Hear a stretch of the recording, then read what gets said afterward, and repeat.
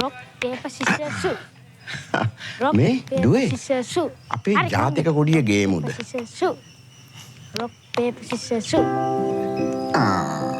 Nah hari. Koden putai. Hari.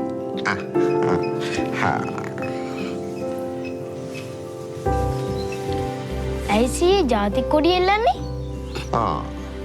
මය පුතේ අද අපේ රටේ නිදහස් දවස. එහෙම විශේෂ දවසකදී මේ වගේ අපේ ජාතික කොඩිය එල්ලන එක අපේ චාරිත්‍රයක්. තේරුණාද?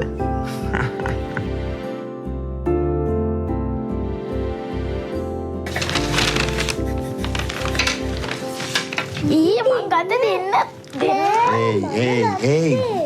පුතාලා පොඩ්ඩක් ඉන්න. ඔය වැඩේ පොඩ්ඩකට නවත්තන්න. මෙහාට එන්න දෙන්නම්.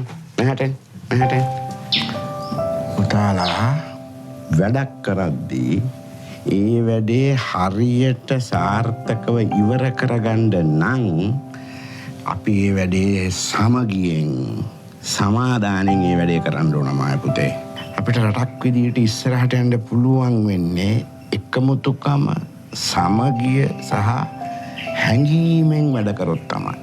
ඒ කාලේ හිටපු අපේ පැරණි මිනිස්සු ඒගොල්ලෝ එකමුතුකමෙන් එක අරමුණක් වෙනුවෙන් වැඩ කරපු හින්දා තමයි අපිට අද මේ නිදහස කියන එක ලොකුවටම භුක්ති විඳින්න පුළුවන් වෙලා තියෙන්නේ. ඒ කාලේ හිටියා පුතේ ටිබෙට් ජාතික හාමුදුරු නම.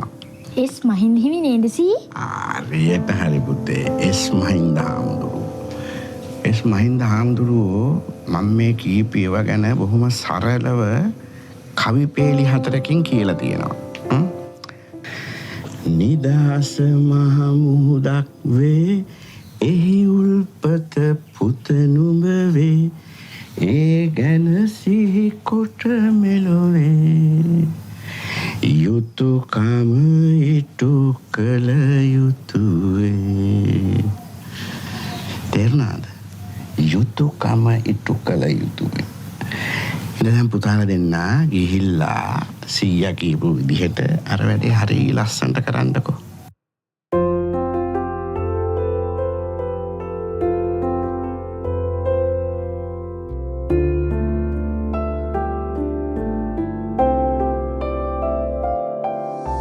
අපට ඇති වටිනාම දේ සමගියයි. රටක් විදිහට අපි එය ආරක්ෂා කරගන්නවා මෙන් අපිට වඩාත්ම වැදගත් දේ සුරකිමු.